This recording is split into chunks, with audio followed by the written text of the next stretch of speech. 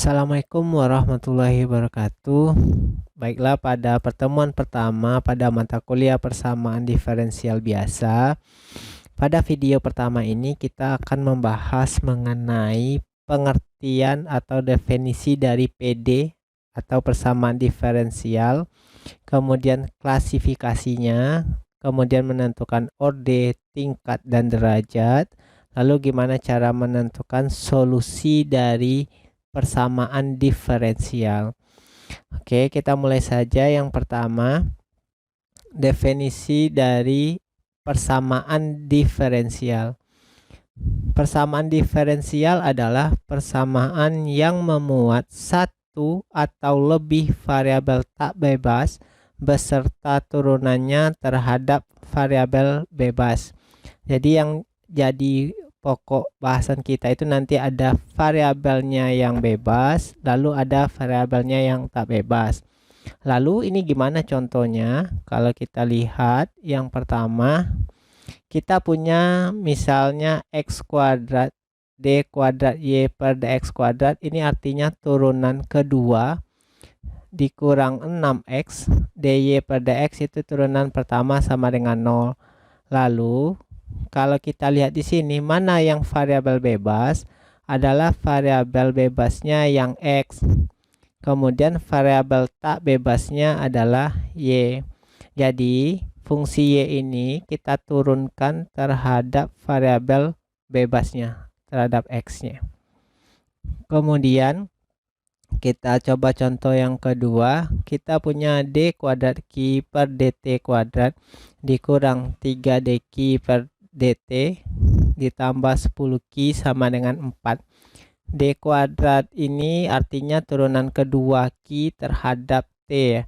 Jadi dari sini bisa kita tentukan variabel bebas dan variabel tak bebasnya. Variabel bebasnya berarti adalah t, kemudian variabel tak bebasnya atau terikatnya adalah q. Karena persamaan atau fungsi q diturunkan terhadap t. Berikutnya, contoh yang ketiga, kita punya ini dibaca do ya, do kuadrat v per do x kuadrat ditambah do kuadrat v per do y kuadrat sama dengan 0. Dari sini kita juga bisa menentukan variabel bebasnya adalah x dan y. Nah, di sini ada x dan y. Kemudian variabel tak bebasnya adalah v.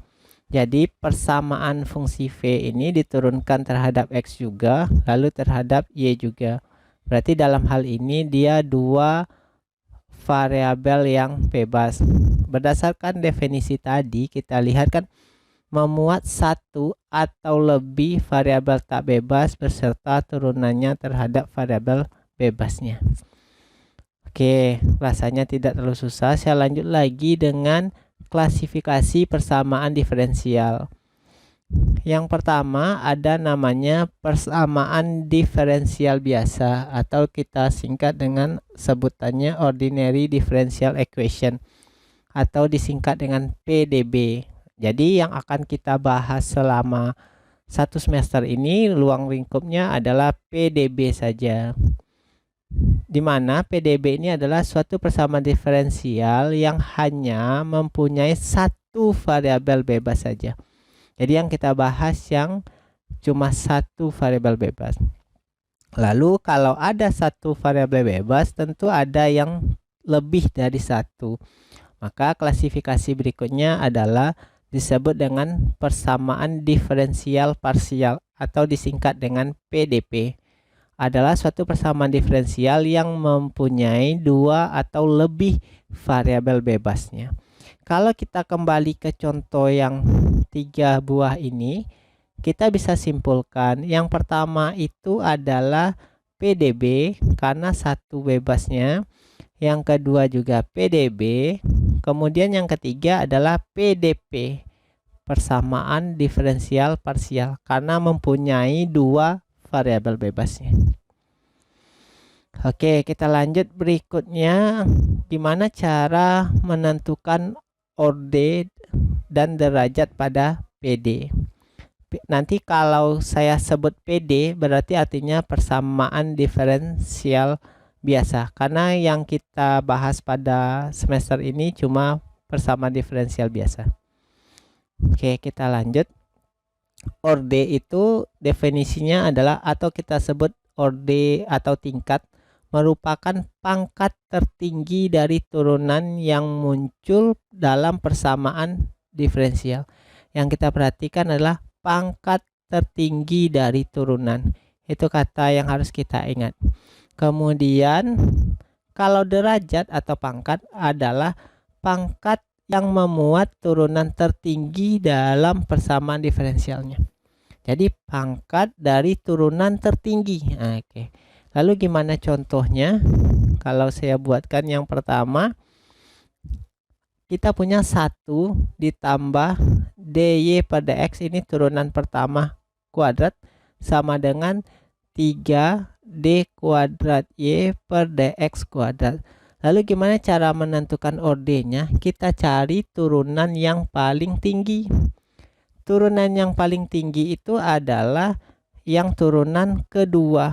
Berarti turunan keduanya adalah yang d kuadrat y per dx kuadrat. Berarti ini yang kita perhatikan. Berarti ordenya adalah orde 2. Lalu derajatnya derajat berapa? Kita lihat pada turunan kedua ini dia berpangkat berapa? Berarti di sini berpangkat 3.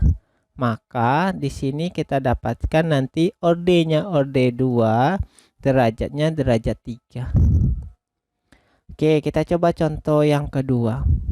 Ini turunan kedua, ini turunan pertama. Berarti yang kita pilih adalah turunan kedua.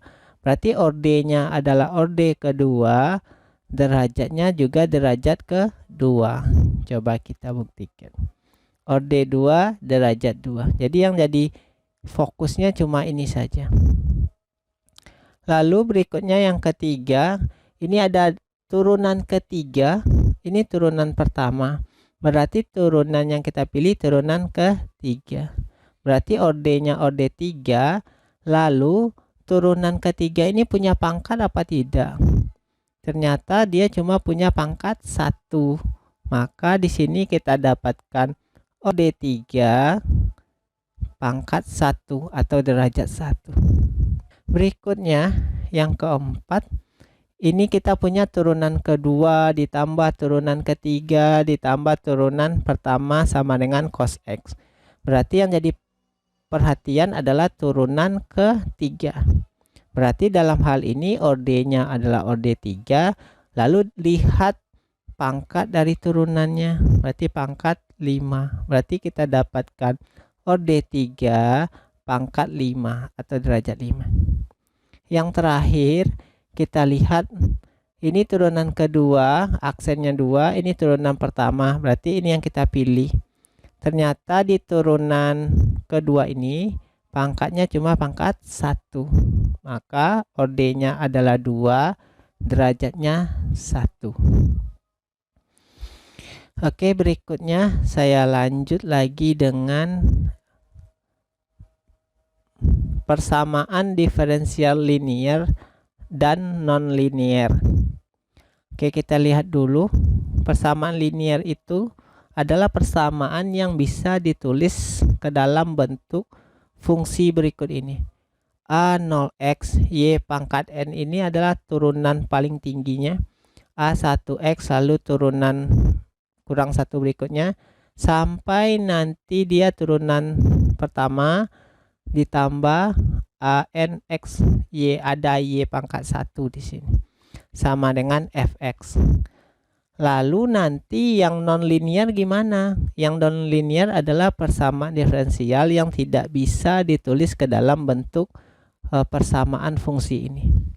Kalau dia sama dengan bentuk fungsi ini maka disebut linear. Kalau tidak sama dengan bentuk ini disebut non-linear. Oke, kita lihat contohnya. Nanti materi ini akan kita bahas lagi pada bab berikutnya. Kita punya d kuadrat y per dx kuadrat ditambah 5 dy per dx ditambah 6y. Coba perhatikan. Turunannya, turunan tertingginya 2, lalu 1, lalu di belakangnya ada Y juga di sini, maka ini disebut dengan linear. Kemudian yang kedua, ini turunan keempat terhadap X kuadrat turunan ketiga, X pangkat 3 turunan pertama, X E pangkat X. Ini juga membentuk turunannya yang dari besar turun kecil dan seterusnya. Maka ini juga disebut PD linear. Berikutnya, D kuadrat Y per DX kuadrat tambah 5DY DX tambah 6Y kuadrat sama dengan 0. Ternyata ini bukan PD, non-linear. Kenapa? Karena Y-nya, coba lihat di fungsinya, cuma pangkat 1, sementara di sininya pangkat 2.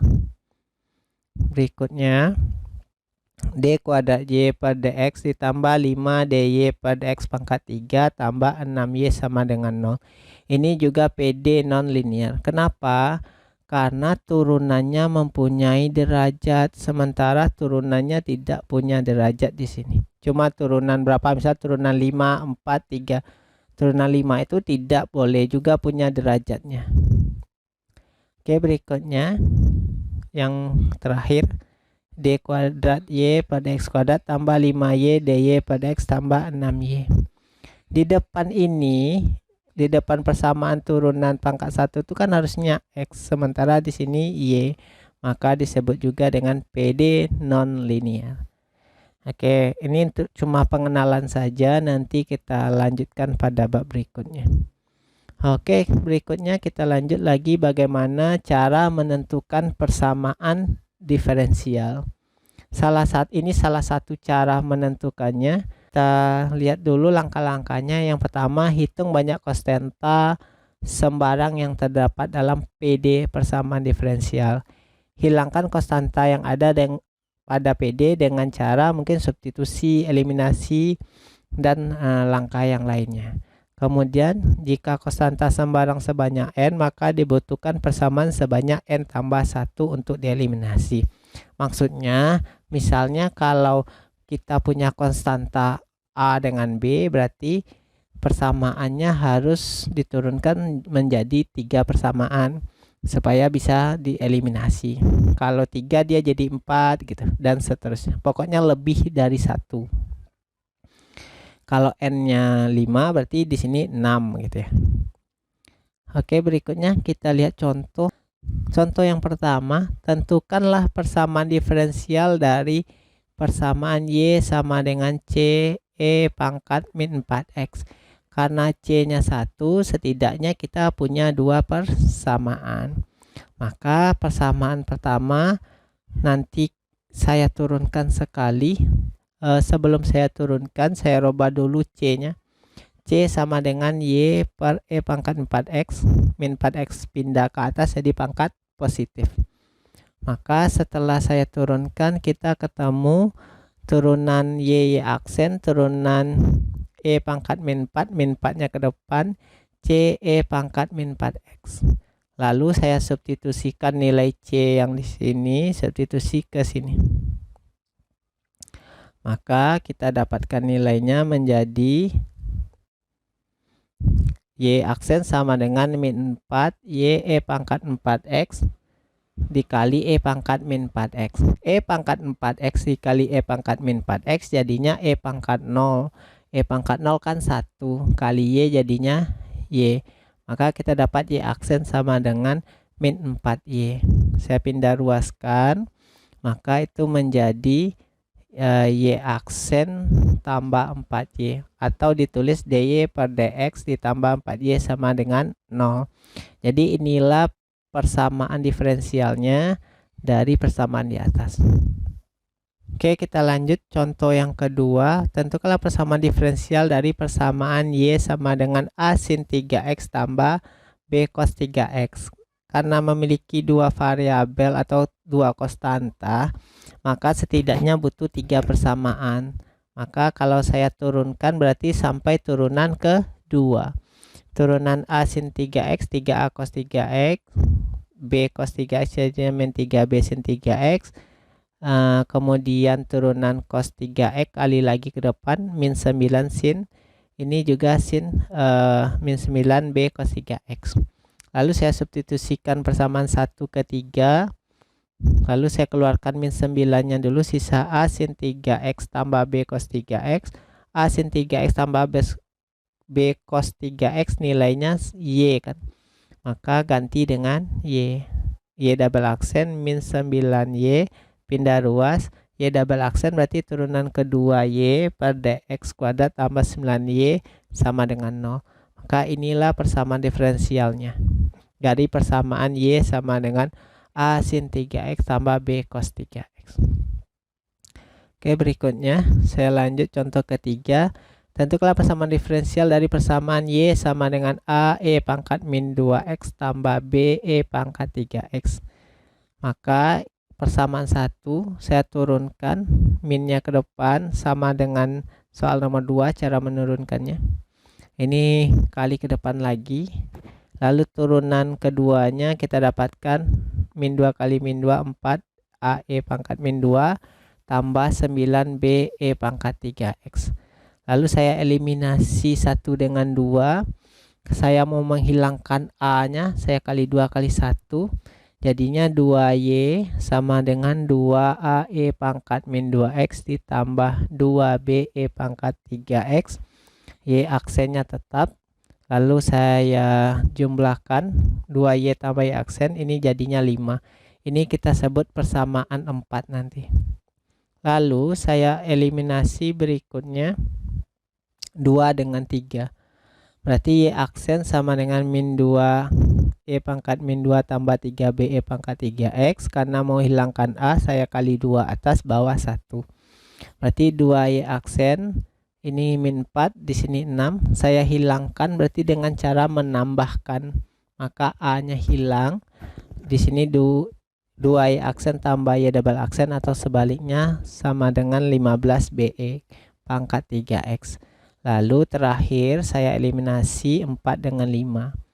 Maka kita kali 3 kali 1 karena saya mau menghilangkan BE-nya ya. Jadi di sini kali 2 6, 3 ini 15, ini tetap eliminasi saya kurangkan. Berarti min Y double aksen ditambah di sininya jadi Y aksen ditambah 6Y sama dengan 0. Lalu ini saya kali negatif. Jadinya Y double aksen dikurang Y aksen dikurang 6Y sama dengan 0. Atau D kuadrat Y per dx dikurang DY per dx kurang 6Y sama dengan 0. Itulah persamaan diferensial dari persamaan yang di atas. Oke, berikutnya saya lanjut.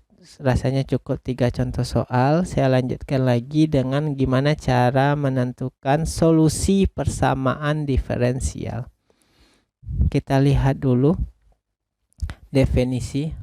Fungsi Y sama dengan fx merupakan solusi dari fungsi f dalam kurung Y pangkat n. Ini turunannya ya, dari yang tertinggi sampai turunan terakhir.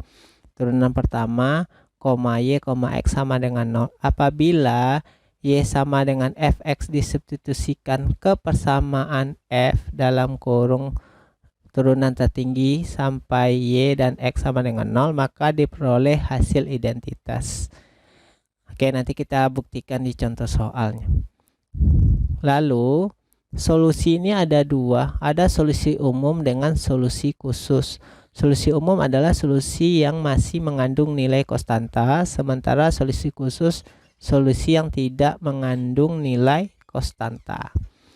Oke, saya lihat contoh yang pertama. Apakah Y sama dengan CE pangkat X kurang X adalah solusi dari persamaan diferensial DY per dx dikurang Y sama dengan X minus 1? Oke, yang pertama, karena kita butuh turunan DY per dx, maka turunkan sekali. Berarti Y aksen sama dengan C E pangkat X kurang 1. Karena turunan E pangkat X kan tetap turunan X 1. Lalu substitusikan ke persamaan diferensial yang ini. Hasil yang tadi kita substitusikan ke nilai yang di sini. Lalu setelah disubstitusikan hasilnya kayak gini. dy per dx kita ganti dengan ce pangkat x kurang 1. Y nya kita ganti dengan ce pangkat x kurang x sama dengan x kurang 1. ce pangkat x dikurang ce pangkat x habis, minus kali minus jadi plus x kurang 1. X kurang 1 sama dengan x kurang 1. Jadi hasilnya identitas. Maka kita simpulkan bahwa y sama dengan ce pangkat x kurang x adalah solusi dari PD dy per dx kurang y sama dengan x kurang 1. Lalu y sama dengan ce pangkat x kurang x ini disebut solusi apa? Karena masih mengandung nilai konstanta c, maka disebut dengan solusi umum. Berikutnya contoh yang kedua, apakah y sama dengan min 7e pangkat 4x solusi dari persamaan diferensial d kuadrat y per dx kuadrat dikurang 6 dy per dx ditambah 8y sama dengan 0. Lalu caranya sama, karena ada turunan 1 ada turunan 2, berarti turunkan 2 kali. Turunan pertama 4 kali min 7 min 28, turunan kedua 4 kali min 28 min 112 e pangkat 4x. Lalu kita substitusikan ke persamaan PD nya. Kita substitusi, turunan keduanya adalah min 112 e pangkat 4x dikurang 6 kali min 28 e pangkat 4x ditambah 8 kali min 7e pangkat 4x sama dengan 0. Ternyata ini setelah kita jumlahkan hasilnya adalah 0 sama dengan 0. Kiri sama dengan kanan. Jadi y sama dengan min 7e pangkat 4x merupakan solusi dari persamaan diferensial. Lalu apakah solusi ini solusi umum atau solusi khusus? Maka karena masih tidak ada nilai konstantanya lagi, maka disebut dengan solusi khusus. Oke, jadi pada video pertama ini pengenalan PD sampai di sini saja. Nanti kita lanjutkan lagi dengan berbagai macam penyelesaian soal PD. Oke, saya cukupkan sampai di sini. Saya tutup dengan assalamualaikum warahmatullahi wabarakatuh.